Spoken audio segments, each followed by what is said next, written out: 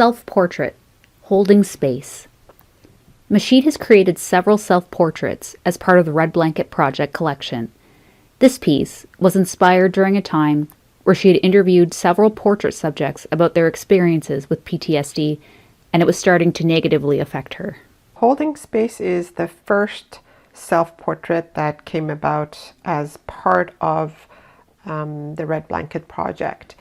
As I was sitting one day doing my meditation, having listened to a lot of the stories, sometimes it was a little bit difficult to not have the stories rerun in my head and be affected by it. And so I had to start thinking about how to separate myself from the stories and not taking on the traumas that the veterans have experienced or the stories that they were telling me.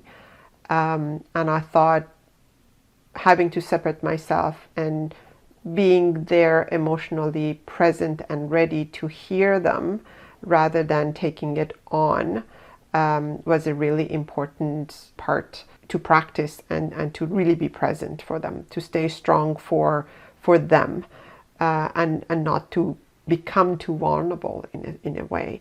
And that the image came to me in that way that, well, yeah, I do have to hold this strong space for them so that they are comfortable and they feel safe to tell me their stories. That I'm not going to be the one who's going to crumble in a strange way. Like I didn't want to crumble myself, as also hearing their stories was re-triggering my own experiences of war in Iran, the Iran-Iraq war.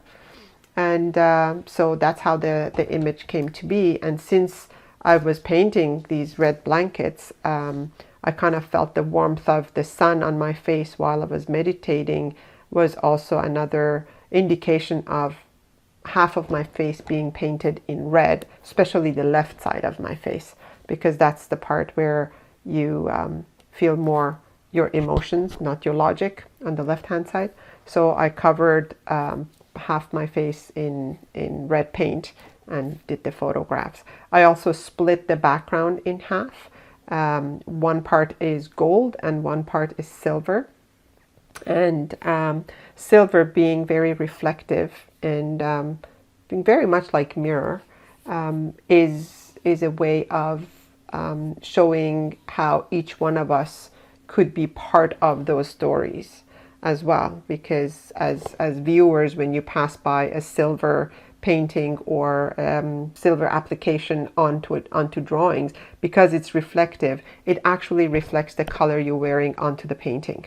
And so you literally become, in a way, part of that painting. The gold was done on the other side, and gold over time doesn't change and it stays the same. And the silver oxidizes. Silver again becomes another metaphor for how the healing journey is. It's a continuous journey and it changes over time, and so does the painting. The painting changes over time. The drawings change over time because of the oxidization in the silver.